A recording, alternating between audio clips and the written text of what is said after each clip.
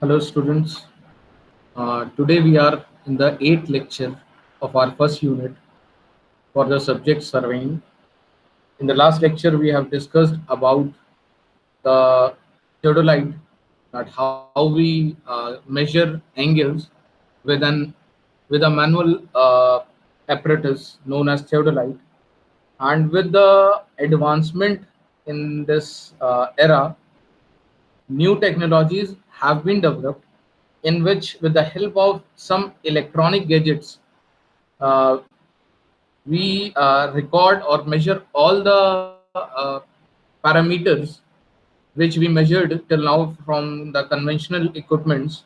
We now measure it with the help of some modern equipments. Those equipments are known as electromagnetic distance measurement machines, uh, which we will cover in this lecture. So, electronic distance measurement instrument, what it is? It is a surveying instrument for measuring distance electronically between two points through electromagnetic waves. So, with the help of electromagnetic waves, we record the measurement between the 2 points. It may be the angular measurement, it may be the linear measurement. So, electronic distance measurement in general is a term used as a method for distance measurement by electronic means. In this method, instruments are used to measure distance that rely on propagation, reflection, and reception of electromagnetic waves like radio, visible light, or infrared waves. As years passed, technology has improved drastically. At present, we have modern EDMs, which are the electronic distance measurement instruments that display distance in digital form, and many gains microcomputers that calculates horizontal and vertical distances, that is dx and dy. They also show sloped distances, that is dh. Electronic distance measurement equipments are incorporated along with theodolites that possess automatic angle readout called as total station, which we will study in further slides. These are the electronic tachymeters, also used as field to finish systems. These record distance and angles simultaneously. And these electronic distance measurement equipments are incorporated along with theodolite, as discussed earlier, that possess automatic angle readouts called as total station. So now, talking more about it, they are there are three methods of measuring distance between two given points, which are the direct measurement, distance measurement, such as one by chaining or taping. The other is the optical distance measurement, such as the one by tachymetry, horizontal substance method, or telemetric method using optical wedge attachments. And the last one is electromagnetic distance measurement, such as the one by geodemeter, tellurimeter, or distomat, etc. Now, the method of direct distance measurement is unsuitable in difficult terrain and sometimes impossible when obstructions occur. The problem was overcome after the development of optical distance measuring methods. But the ODM method also, but in the ODM method also, the range is limited to 150 to 200 meters, and the accuracy obtained can be 1 in 10,000. The electromagnetic distance measurement enables the accuracy up to 1 in 10 to the power 5 over ranges up to 100 kilometers. EDM, which is the electromagnetic distance measurement, is a general term embracing the measurement of distance using electronic methods. In electromagnetic method, distances are measured with instruments that rarely on that rely on propagation, reflection, and subsequent reception of either radio, visible light, or infrared waves. These are in excess of 50 different EDM system available right now in the market, and we can use any one of them. So, coming on the types of electronic distance measurement instruments, EDM instruments are classified based on the type of carrier waves. Yeah, as the waves are different, similarly, the distance measurement machines get uh, classified. So, talking about there are three waves: the microwave instrument, infrared wave instruments, and light wave instruments. Talking about microwave instruments, these instruments come under the category of long range instruments, where in the carrier frequencies of the range of 3 to 30 gigahertz, where 1 gigahertz is equal to 10 to the power 9, enables distance measurements up to 100-kilometer range. Phase comparison technique is used for distance measurement. This necessitates the erection of some form of reflector at the remote end of the line. If passive reflector is placed at the other, a weak signal would be available for phase comparison. Hence, an electronic signal is required to be erected at the reflecting end of the line. This instrument is known as remote instrument, is identical to the master instrument placed at the measuring end. The remote instrument receives the signal, amplifies it, and transmit it back to the master in exactly the same phase at which it was received. This means that microwave EDM instruments require two instruments and two operators. Frequency modulation is used in most of the microwave instruments. The method of varying the measuring wavelength in multiples of 10 is used to obtain an unambiguous measurement of distance. The microwave signals are radiated from small areas mounted in front of each other, producing direct signal with a beam of width varying from 2 degree to 20 degree. Hence, the alignment of master and remote unit is not identical since they are varying in angle. The typical maximum range for microwave instrument are from 30 to 80 kilometer with an accuracy of plus minus 15 mm to plus minus 5 mm per kilometer. Uh, the next can be the visible light instruments or the light wave instruments. These instruments use visible light as carrier waves with a higher frequency of the order 5 into 10 to the power 14 hertz. Since the transmitting power of carrier wave of such high frequency falls off rapidly with the distance, the range of such EDM instruments is lesser than those of microwave units. A geodemeter comes under this category of EDM instruments. The carrier transmitted as light beam is concentrated on a signal using lens or mirror system so that the signal loss does not take place. And this is very important. Since the beam divergence is less than about 1 degree, accurate alignments of the instrument is necessary. Corner cube prisms are used as reflectors at the remote ends. These prisms are constructed from the corners of glass cubes which have been cut away in a plane, making an angle of 45 degree with the faces of the cube. The light wave directed into the cut face is reflected by a highly silvered inner surface of the prism, resulting in the reflection of the light beam along a parallel path.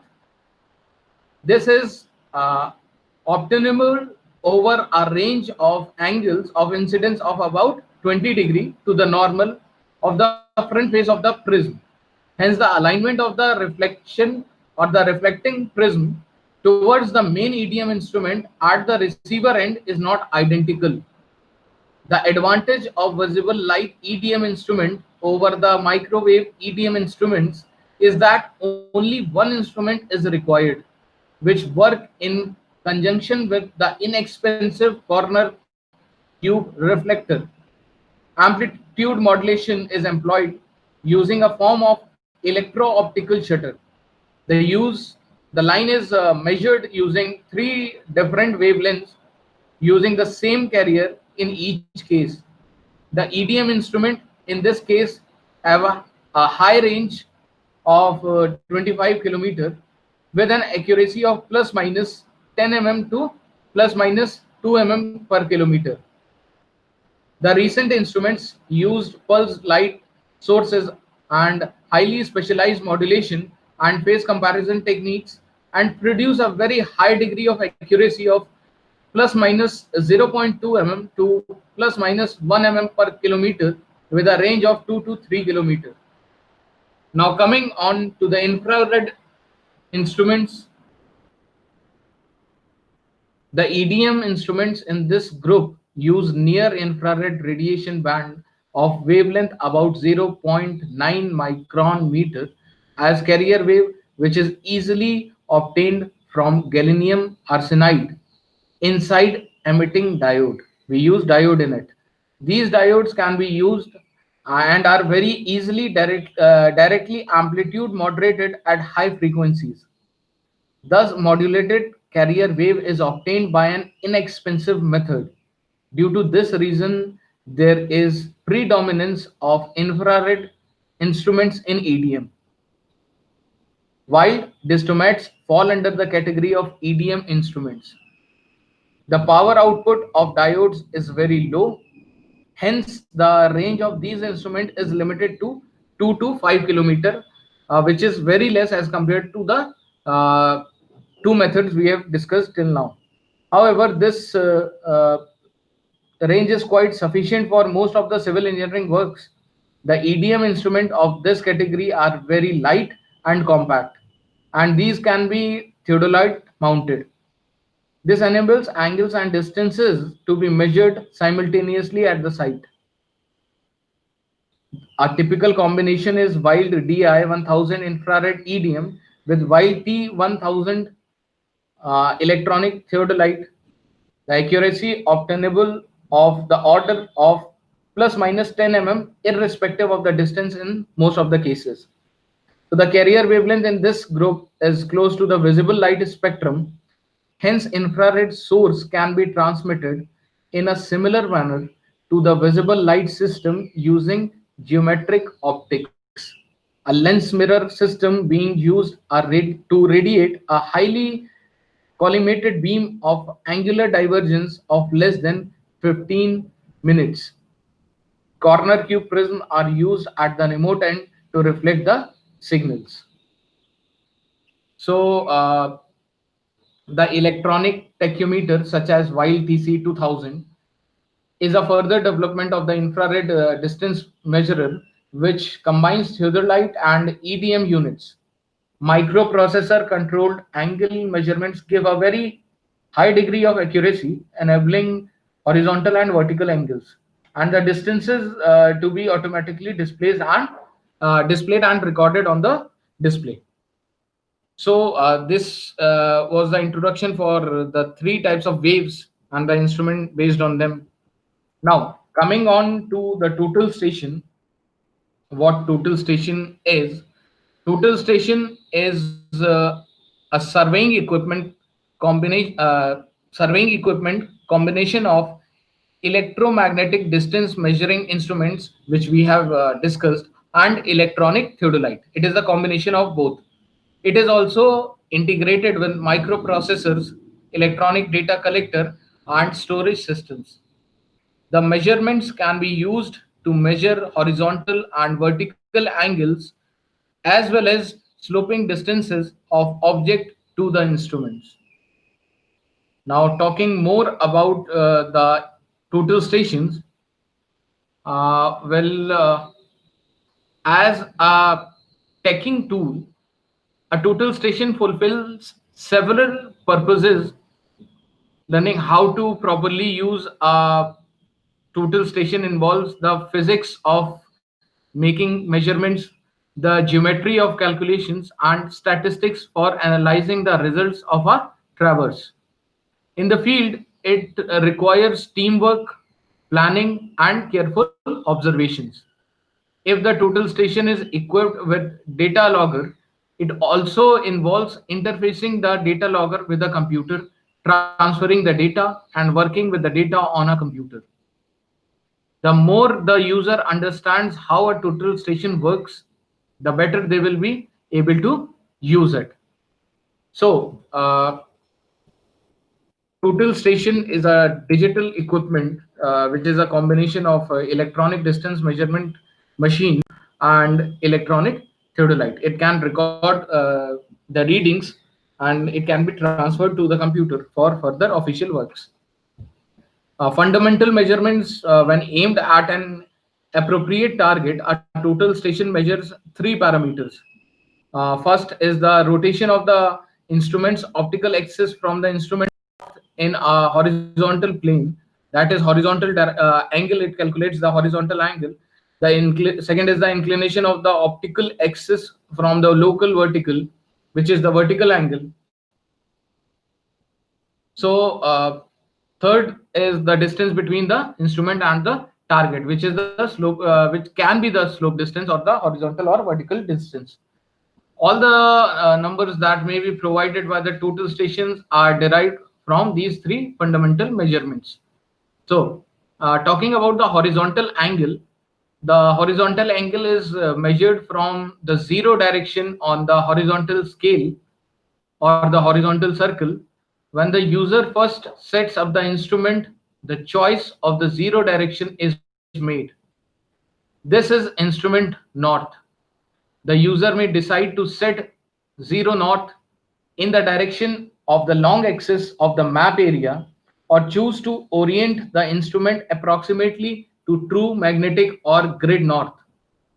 The zero direction should be set so that it can be recovered if the instrument was set up at the same location at some later date. This is usually done by sighting to another benchmark or to a distance recognizable object. Using a magnetic compass to determine the orientation of the instrument is not recommended and can be very inaccurate. Most total stations can measure angle to at least convenient north and carry this through the survey by using backsides when the instrument is moved. So, talking about the vertical angle is measured relative to the local vertical direction. The vertical angle is usually measured as a zenith angle. 0 degree is vertically up, 90-degree is horizontal, and 180-degree is vertically down. Although one is also given the option of marking 0 degree horizontal, the zenith angle is generally easier to work with.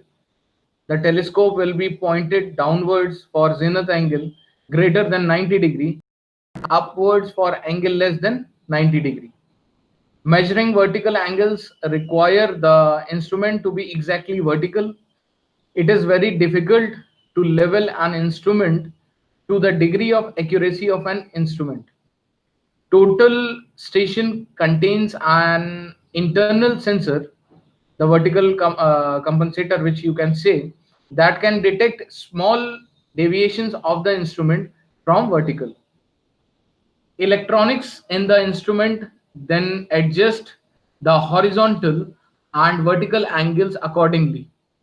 The compensator can only make small adjustments, so the instrument still has to be well leveled. Leveling is very essential. The leveling procedure is same as you do for theodolite. If it is too far out of the level, the instrument will give some kind of tilt error message. Since it is a smart system, it will give you an error that your instrument is tilted. Because of the compensator, the instrument has to be pointed exactly at the target in order to make an accurate vertical angle measurement. If the instrument is not perfectly leveled, then as you turn the instrument about the vertical axis, the vertical angle displayed will also change from its actual reading. Now, how do you measure the slope distance? The instrument to reflector distance is measured using electronic distance meter. Most EDMs use gallium arsenide diode to emit an infrared light beam. This beam is usually modulated to two or more different frequencies. The infrared beam is emitted from the total station, reflected by the reflector, and received and amplified by the total station. The received signal is then compared with the reference signal generated by the instrument, and the phase shift is determined. This phase shift is a measure of the travel time, and thus the distance between the total station and the reflector can be measured. This method of distance measurement is sensitive to phase shift larger than one wavelength. So it cannot detect instrument reflector distances greater than 1 by 2 of the wavelength. For example, if the wavelength of the infrared beam was 4000 meter, then if the reflector was 25-meter away from the instrument, it will return a distance of 500 meter. So this is how you talk about the basics. You can see the total station in the slides. These are the various parts of the or the components of the total station. That is the handle with the numbers shown to you. Handle, handle screwing, a handle securing screw, data input output terminal, instrument height mark, battery cover, operating panel, tri-branch clamp, base plate, leveling foot screw, circular level adjusting screws, circular level, display, objective lens, tubular compass slot, optical plummet focusing ring, optical plummet reticle cover, optical plummet eyepiece, horizontal clamp, horizontal fine motion screw, data input output connector, external power source connector, plate level, plate level adjusting screws, vertical clamp, vertical fine motion screw, telescope eyepiece, telescope focusing ring, peep sight, and instrument center mark. So this total station comes with a box, and many equipments have been replaced by it. Uh, you can measure the distances, you can measure angles, the vertical distances, the horizontal distances, the vertical angles, vertical the horizontal angles, and many more. Area calculation can also be done. So this instrument is used nowadays, and it is very much in demand. Now, there are some advantages and disadvantages of using total station. First of all, why it is known as total station? Since it has replaced many equipments which you use in survey, the conventional equipments which you use in survey, they have been replaced by a single instrument which completes all the tasks you can do with different equipments. So instead of using different instruments, you just use total station, and it does all the task. Hence, it is known as total, and it is put on station, and it is total station. So, talking about the advantages of using total stations are: field work is carried out very fast, as you have replaced it with the conventional equipments. It works on electromagnetic waves principle, so it you don't have to read the reading through the eyepiece. you get it displayed on your display provided to you in the total station equipment. So field work is carried out very fast. Accuracy of measurement is high. There is less possibility of error due to the mistake or the personal error. Manual errors involved in reading and recording are eliminated as discussed earlier. It gives the reading on the display itself.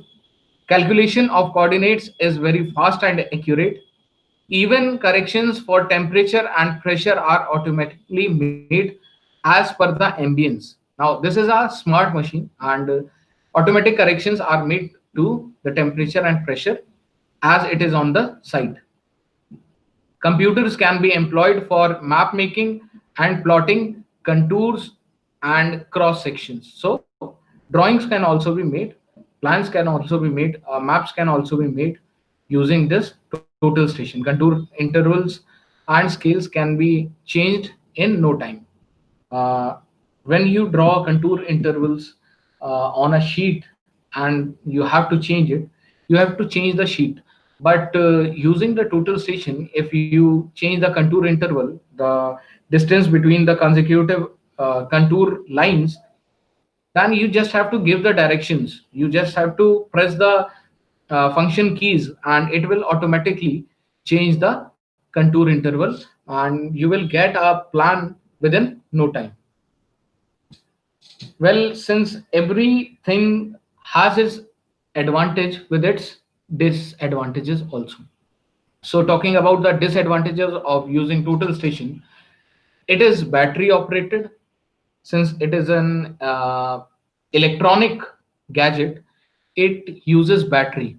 So if the battery is not charged, the equipment is of no use.